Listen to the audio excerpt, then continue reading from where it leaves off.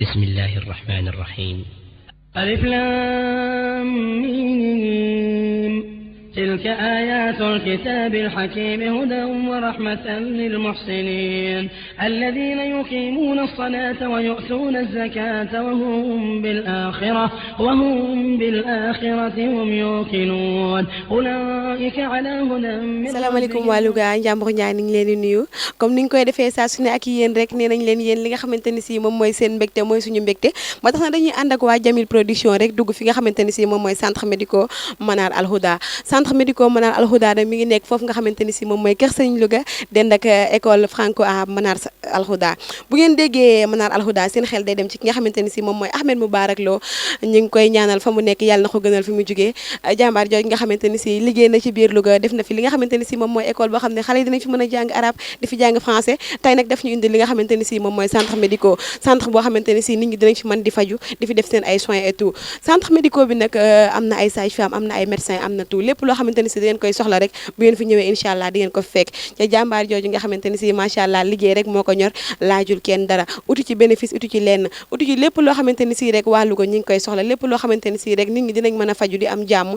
moom la ci bëgg dañuy dugg rek fi nga xamante ni si moom mooy ci biir centre bi wan leen li fi am wan leen saal yi wan leen machine yi fi am ak wan leen ñi nga xamante ni si ñoom ñooy personnel bi fi nekk ñu ànd ak waa Jamil production rek dugg wan leen li fi nekk فيها من كل زوج كريم هذا خلق الله فأروني ماذا خلق الذين من دونه بل الظالمون في ضلال salaamaaleykum papa waaleykum salaam.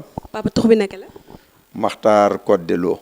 waaw papa Makhtar tey dañu ñëw fi nga xamante ni si moom mooy centre médico Manar Al Houda nga bokk ci ñi nga xamante ni si tey ci personnel bi wala ki ñi ko créé nga bokk est-ce que mën nga ñu wax ne centre bi ki ko créé ak lan la ci jublu woon.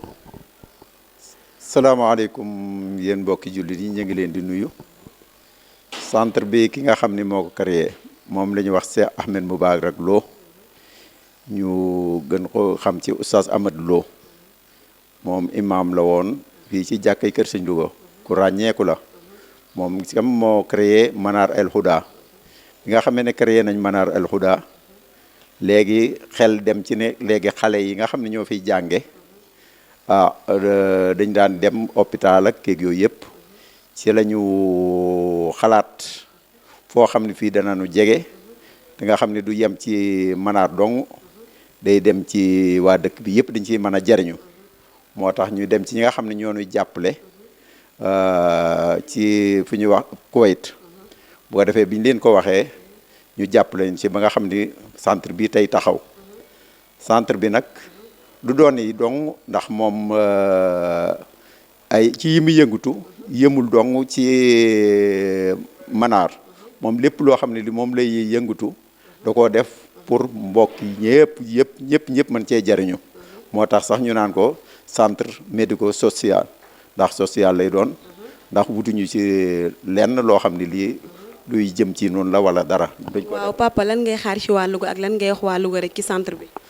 centre bi daal seen centre képp koo xam ne kii daal am na loo yëg wala dara ak yooyu boo ñëwee fii li nga bëgg lépp da nga ko fi fekk. incha allah centre bi fan la nekkee.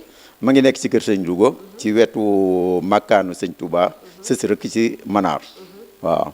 waaw kon papa dañuy dugg rek ñu présenté waa Louga li nga xamante ni si moom mooy centre bi équipement bi ak personnel bi. waaw baax na jërëjëf ولا كتاب منير وإذا قيل لهم اتبعوا ما أنزل الله قالوا بل نتبع ما وجدنا عليه آباءنا أولو كان الشيطان يدعوهم إلى عذاب السعير ومن يسلم وجهه إلى الله وهو محسن فقد استمسك بالعروة الوثقى وإلى الله عاقبة الأمور ومن كفر فلا يحزنك كفره إلينا مرجعهم.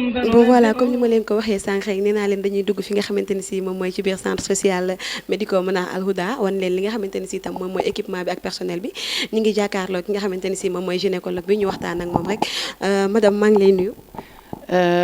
Bonjour. Le nom? Moi je suis docteur Diao. J'ai fait mes études en Italie et j'ai fait ma spécialisation de gynécologue en Allemagne.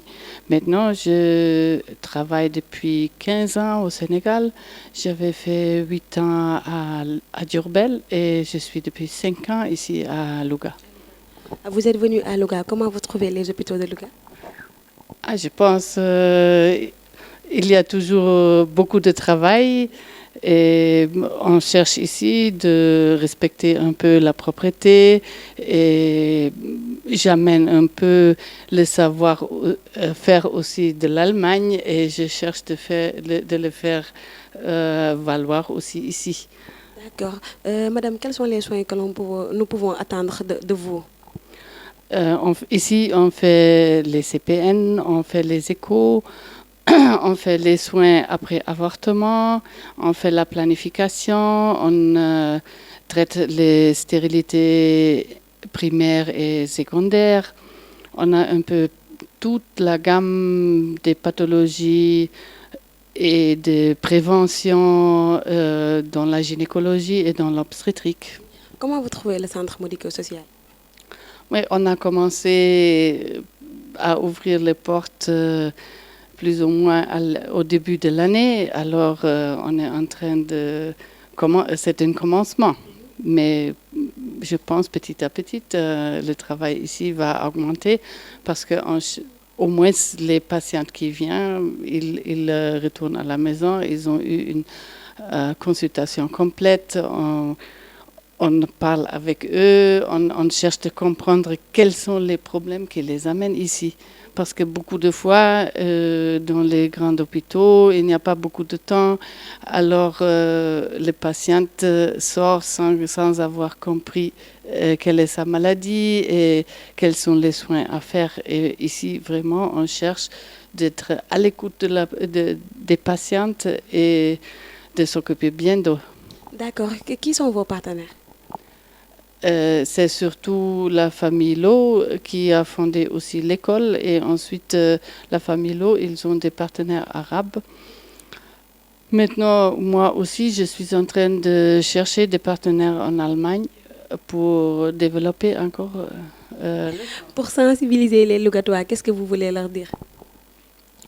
Je pense ici, on a toujours une porte ouverte vu qu'on ne fait pas de grève. On fait des soins de qualité, on cherche d'être à l'écoute de nos patientes et je me souhaite qu'il vient, même s'il n'est pas satisfait, il nous dit ce qu'on peut améliorer et on va chercher d'améliorer. Je suis en train de voir une machine là-bas. Est-ce qu'on peut partir pour que vous me présentez un peu la machine?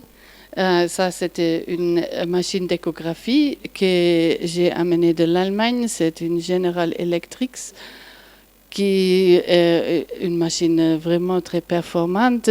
On peut pas seulement faire l'échographie pour savoir le poids et voir les organes, mais ça a aussi une fonction échodoppler pour surveiller les retards de croissance intra-utérine, pour voir aussi certaines pathologies des ovaires ou de l'utérus. Nous pouvons attendre d'autres machines venant de vous? Mais ça dépend. Quand le service va grandir, c'est sûr qu'il y a des choses qui vont suivre. D'accord, merci beaucoup, nous vous remercions.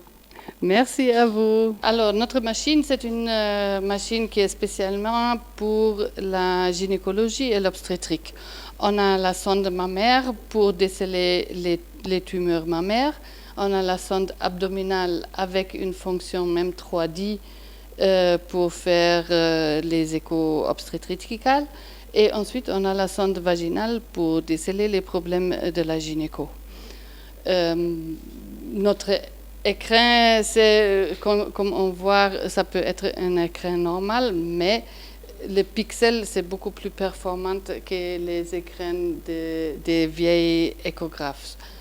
Ensuite, on a la fonction Doppler à couleur. Alors, on voit le sang qui passe dans les vaisseaux en rouge et en bleu.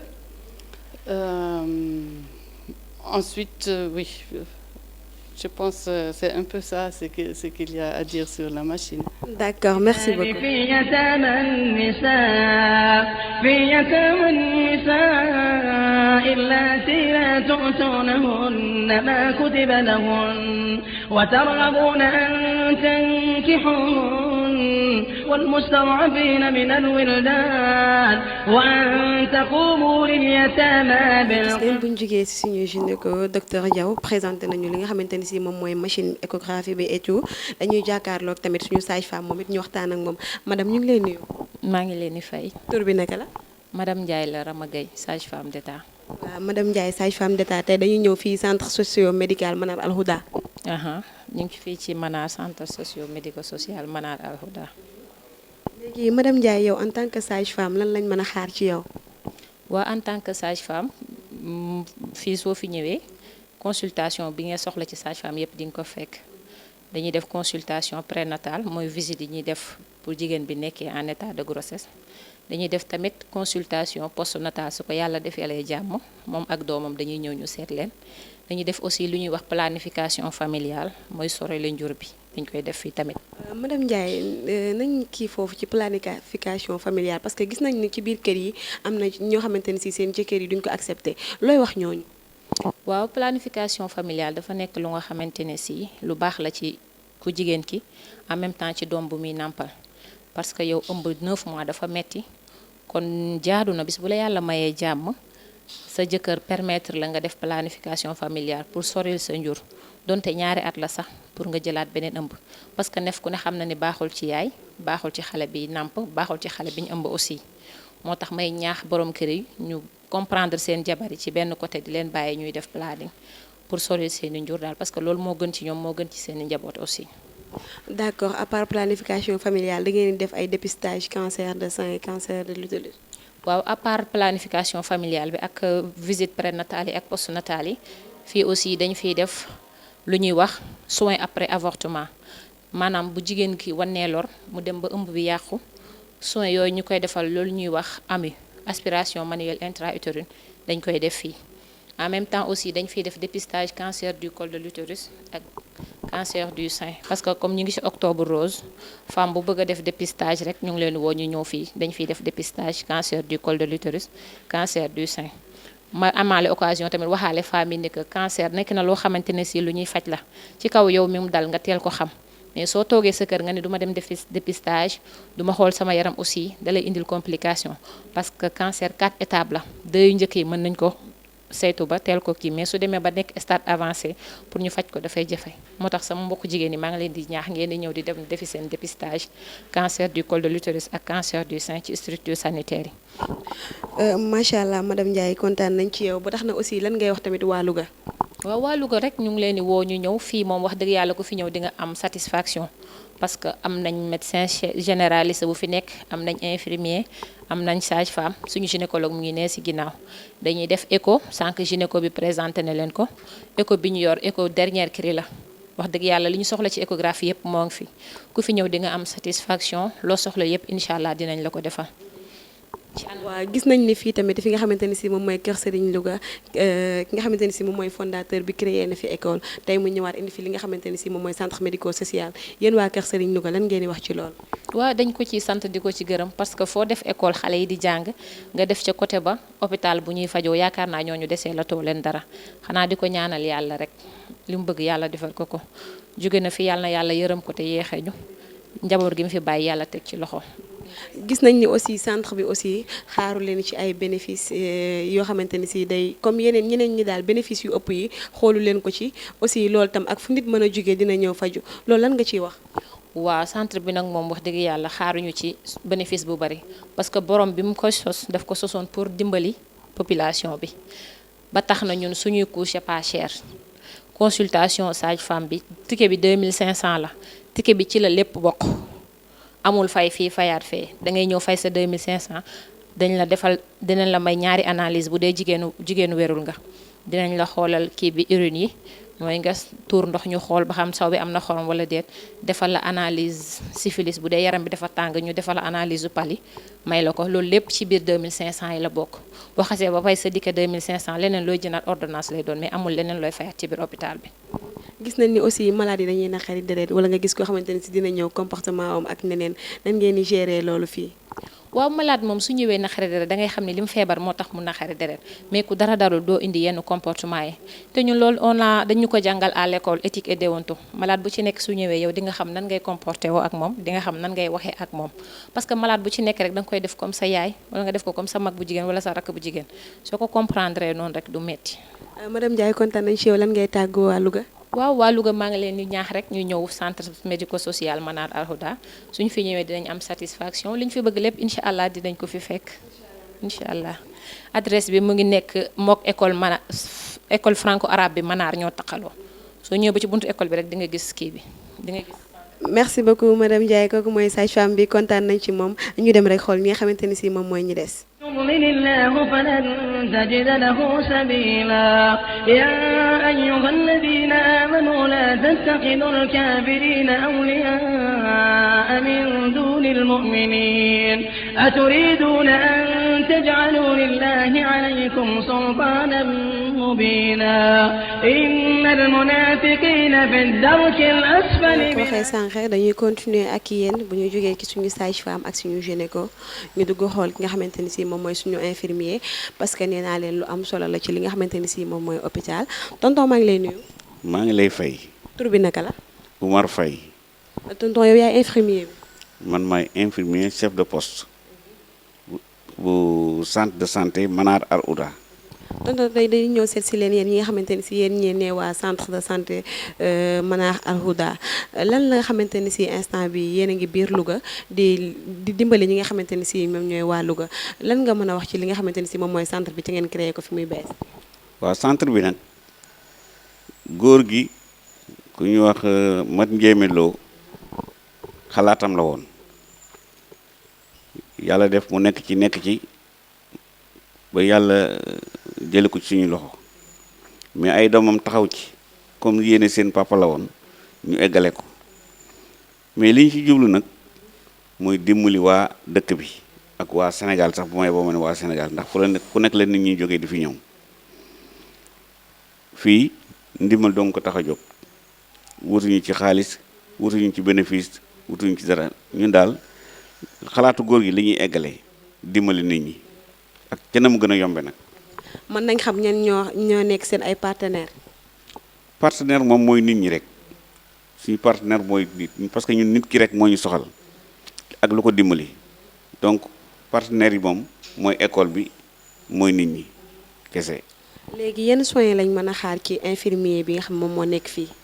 bépp soin boo xam bi infirmier dana ko def maanaam ñu tënk ko ci soins infirmiers danañ ko def fii. danañ fi consulter danañ fi def ay pansement danañ fi def ay glycémie moom daal lépp loo xam lii rek infirmier dana ko def boo ñëwee fi danañ la ko defal bu neexee yàlla. lan ngay wax ñi nga xamante ne si ñoom ñooy waa Louga. waa Louga nag li ñu leen di wax mooy ñu ñëw te xam ni centre bi seen centre la defuñu ko pour wut xaalis comme ni ma ko waxoon ci njëlbeen. mais dañ ko def rek ngir dimbali askanu Louga kon ñoom ñëpp li ñu ci mën a jàppe mooy ñu ñëw parce que gis nga visité ngeen salle bi visité ngeen kii bi am na salle boo xam ne mën nañu fa hospitaliser ay nit am na foo xam ne fii médecin ma nga fa mën na fay xool ay nit am na foo xam ne fii gynécologue ma nga fa am na appareil boo xam bi mën na fa def échographie sage-femme mu ngi fi infirmier mu ngi fi donc fii daal lépp lu nit soxla mën na ko fi am ci lu yomb. période bi ñu toll nii période nawet lañ nekk pali bi bari na sibbiru bi bari na et tout lan ngay wax rek ñi nga xamante ni si tey ñoom ñooy ñi nga xamante ni si ñoom la sonal. waaw ñi sonn nag su ma yeboon nañ ma baal mais ñoo sonal seen bopp parce que lu mu bari bu parce que li ci ëpp sax bu ma yeboon ni du sibbiru mais ay jàngoro la yoo xam ne yi dafa xaw a niroog sibbiru te bokkul ak sibbiru fii boo ñëwee.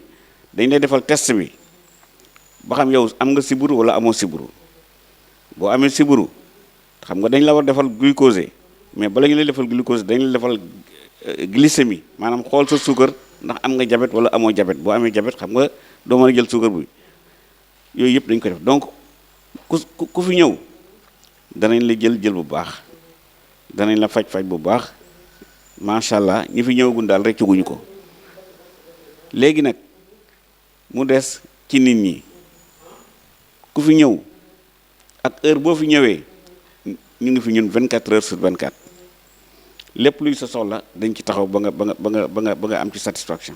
ban appel ngay lancé waa Louga.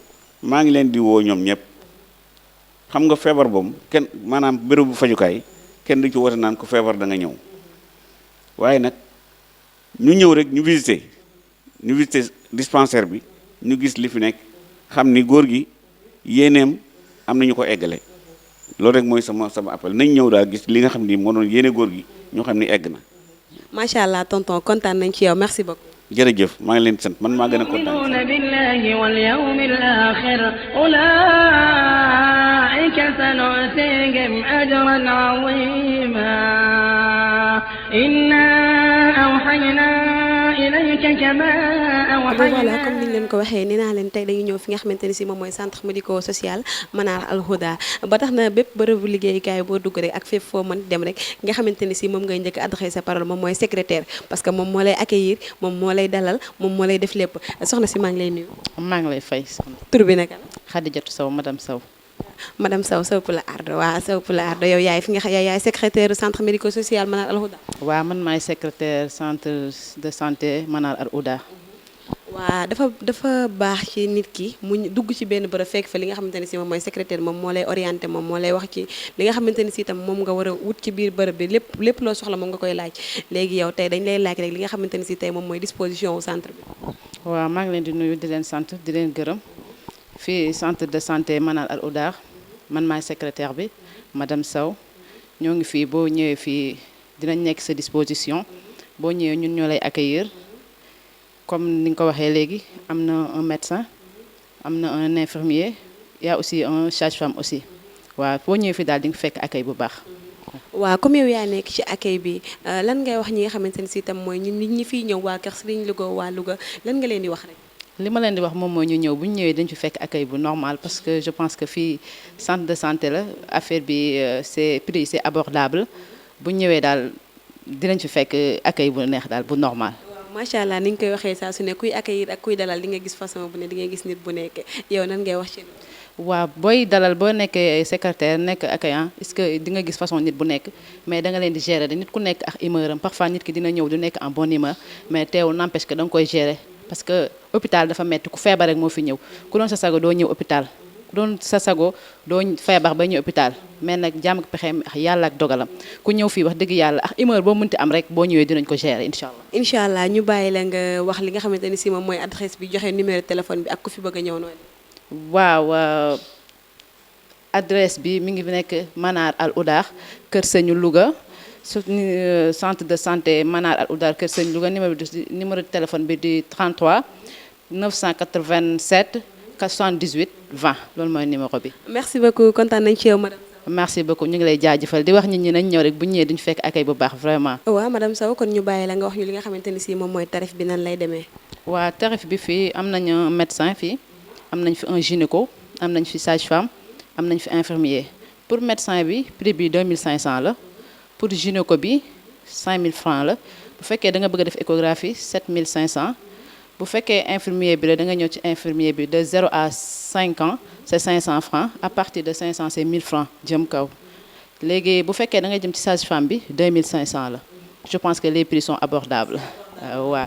madame Sow kontaan nañ. vraiment maa la gën a kontaan ñu ngi bëgg ci yéen. ñu bàyyi la nga joxe waat numéro téléphone bi ak adresse. numéro téléphone bi ñu ngi fii Kër Serigne Louga numéro téléphone bi 33 987 78 20 987 78 20. merci beaucoup. incha allah dinañ la accueillir bu normal incha allah. merci. merci jërëjëf merci. Bon voilà gis ngeen ni ñu leen ko waxee woon rek tout est bien qui finit bien ça a été un plaisir ngi ñëw fi nga xamante ni si moom mooy centre médico-social Manal Al Houda gis ngeen li nga xamante ni si moom mooy équipement bi fi nekk présenté nañ leen ko présenté nañ leen aussi personnel bi nga xamante ni si moom moo nekk foofu sa centre médico-social Manal Al Houda di leen wax rek ni leen yéen waa Louga centre médico-social Manal Al Houda ibbil nañ leen seen ay porte bu ngeen ñëwee incha allah lépp lu ngeen soxla di ngeen ko fi fekk lépp lu nga xamante ni si yéen koy séntu aussi bu ngeen ñëwee di ngeen ko fi fekk dinañ leen dalal waxtaan ak yéen saafonte ak yéen saafor leen li nga xamante ni si moom mooy seen jàngoro ba tax na nee naa leen dañ leen di jox adresse bi rek ñu jëloo leen ko mi ngi nekk foofu nga xamante ni si moom mooy Kër Serigne Louga dend ak école franco arabe Manal Al Houda boo leen bëggee woo rek wooteel ki 33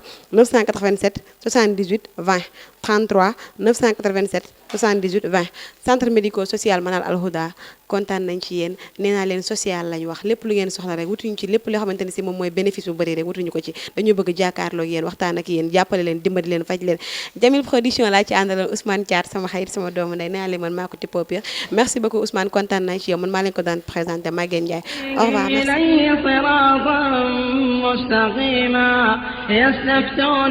قل الله يفتيكم في الكلالة إن امرؤ هلك ليس له ولد وله أخت فلها نصف ما ترك وهو يرثها إن لم يكن لها ولد فإن كانت اثنتين فلهما الثلثان مما ترك وإن كانوا إخوة رجالا ونساء فللذكر مثل حظ الأنثيين يبين الله لكم أن تضلوا والله بكل شيء عليم